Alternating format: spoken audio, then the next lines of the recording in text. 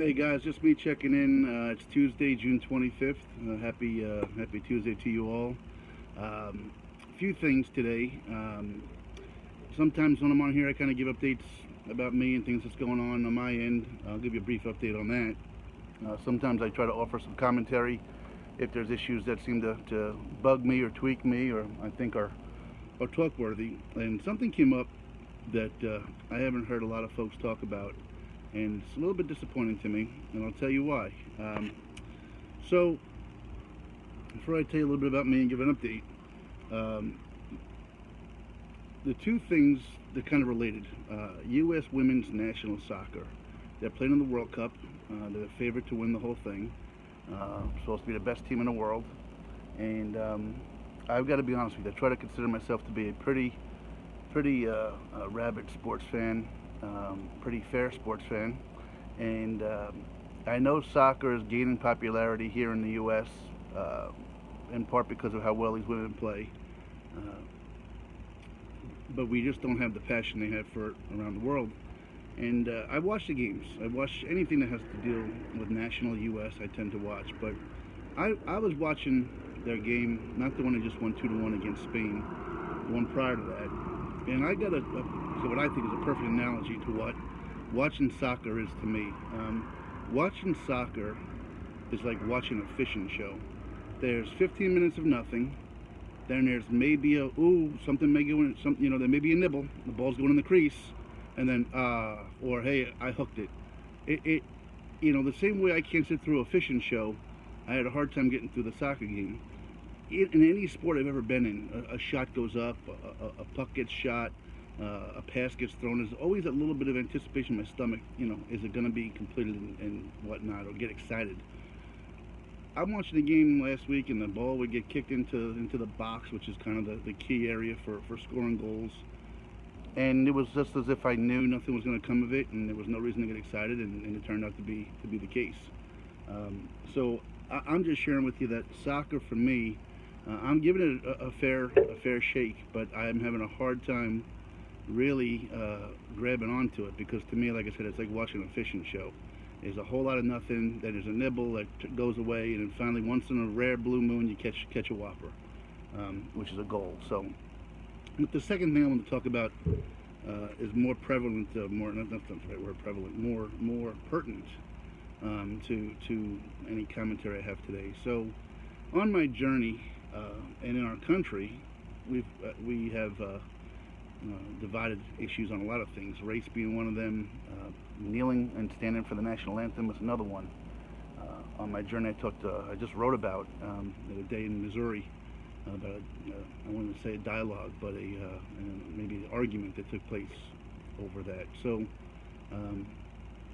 I find this to be really something that is disconcerting, in the sense that nobody's mentioning this or covering this. And maybe I'm wrong. Maybe there's not a story here, and I'm trying to create a story that doesn't exist.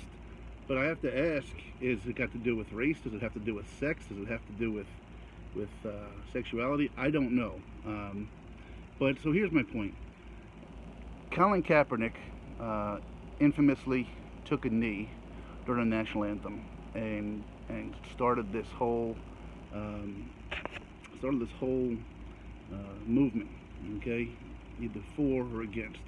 His argument was that he wanted to protest or bring to light a lot of the injustices in our country, and he thought this was the best way to go about doing it.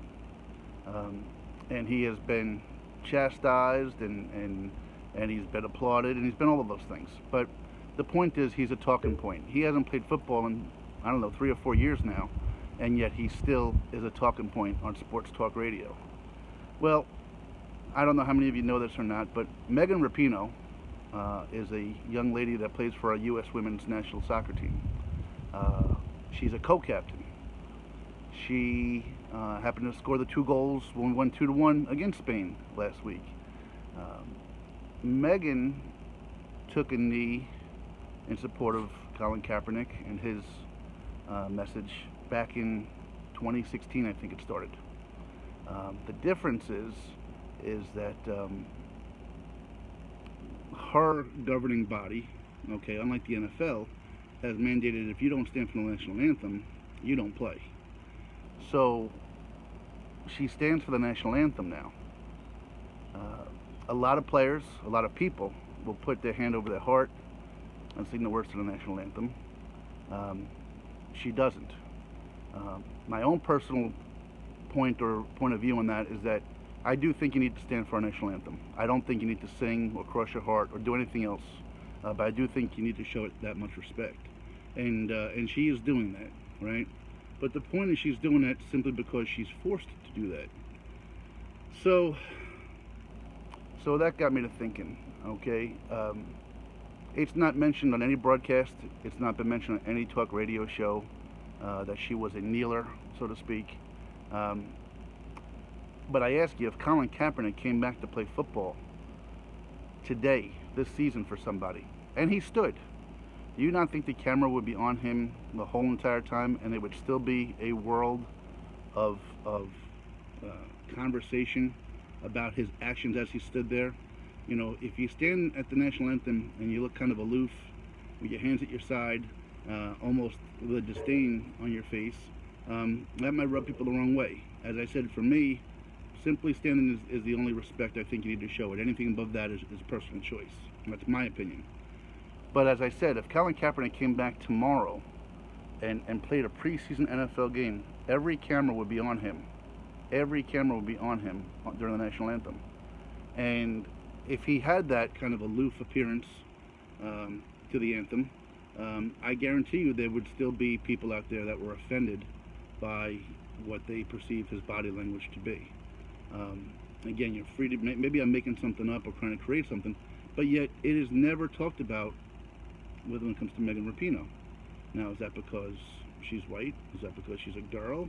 Is that because, I don't know. But it just strikes me as odd that of all of these sports journalists out there, that nobody has commented even once about it. Meanwhile, every sports journalist will comment about Kaepernick. So I don't know why there's the difference in the reaction to it. As I said, she is standing, so maybe that's it. Maybe there's no story. She's standing, she's doing what she's told to do. However, and here's the point I want you to kind of think about and role play with me a little bit. See, Colin Kaepernick played football in a private organization. The NFL is a private organization.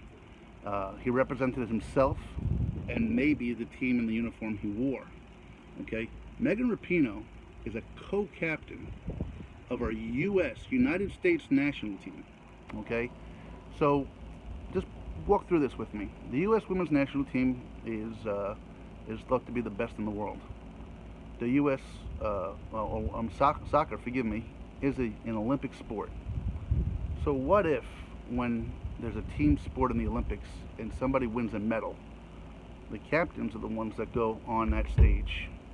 Now, in the 60s, a relay team raised their hand showing a sign of black unity, black power, and they got their medals removed and were chastised and so forth. Okay, Megan Rapinoe doesn't represent just herself when she wears her uniform. She represents our country. She represents that flag. So what does it say that our co-captain of our U.S. national team, there's two parts to this. What does it say that our co-captain of our U.S. national team, given a choice, would kneel for our national anthem? That doesn't deserve any bit of commentary from any sports talk journalist out there. Now again, going back to the Olympics, let's fast forward. She's 33 years old, so I'm not sure how many years she has left in her playing career. And I'll be honest with you, I'm not even sure when the next Summer Olympics are. But so the next Summer Olympics comes around, okay? The U.S. wins a medal. Let's just say the gold medal. She's a co-captain. She's up on that platform to receive a medal.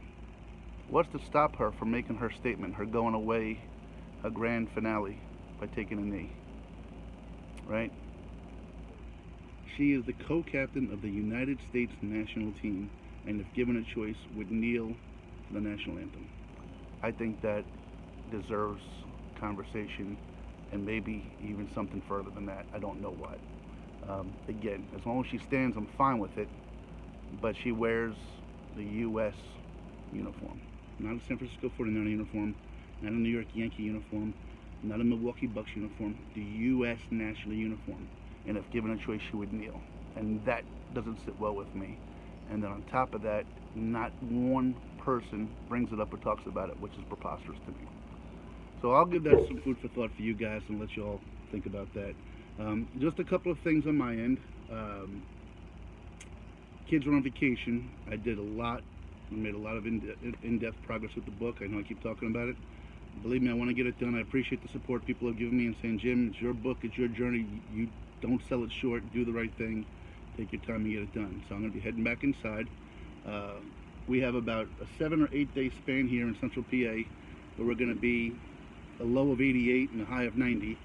So it might as well be Phoenix, although it is green. There's one person that knows what I'm talking about. Notice even when it's 90 degrees here in Pennsylvania, it's still green, not monochromatic brown. But anyway, and then the last thing that came up, and maybe if you're listening, maybe you've come across this. I know the simple answer is go to an eye doctor. I get that, and the guy in me says I'll get there eventually. The guy in me says I know I have to go, but I'll get there when I get there. But I get severe migraines, not that frequently, but when I get them, I lose my eyesight. My eyesight becomes blurry, and last week I got a severe migraine. Had me down for a day and a half. But what was weird is my eyesight hasn't come back. It's been blurry, and it wasn't until I was talking to Jamie the other day when I closed one eye. When I closed my right eye, I see fine out of my left eye. When I close my left eye, there's a white spot right smack in the middle of my vision. So if I'm looking at a word, I won't see that central letter. I don't know what it is. It hasn't prohibited me from working or driving or seeing things. I still see, but it's just off, and it's really irritating, cumbersome, not painful, irritating. Just that I used to see clearly, and now I don't anymore. But it's odd that I've got this spot. And anyway, so I figured I'd share it with you. Maybe some of you guys have come across something like that in your past, and maybe you know if it's something that may just go away on its own. Maybe I got something in my eye, or go to the eye doctor like I know I have to do. So anyway, thanks guys, I love you. Thanks for sticking by me all this time. Got a lot of things coming. Don't forget August 9th in Mercer County Fair in Ohio. I'd like to see as many folks as I can from Ohio, Indiana, maybe even Gary from Chicago, and I will start calling you out by name if I have to. And then back here on August 11th in Lancaster, PA, Phil Vassar's doing a free concert in Longs Park.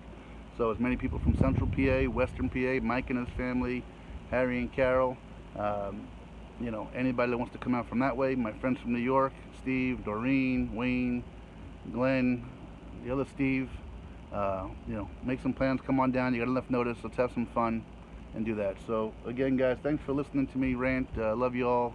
Remember to point the thumb whenever you get a chance instead of pointing the finger, and we'll go from there. Have a great day, gang. Bye bye.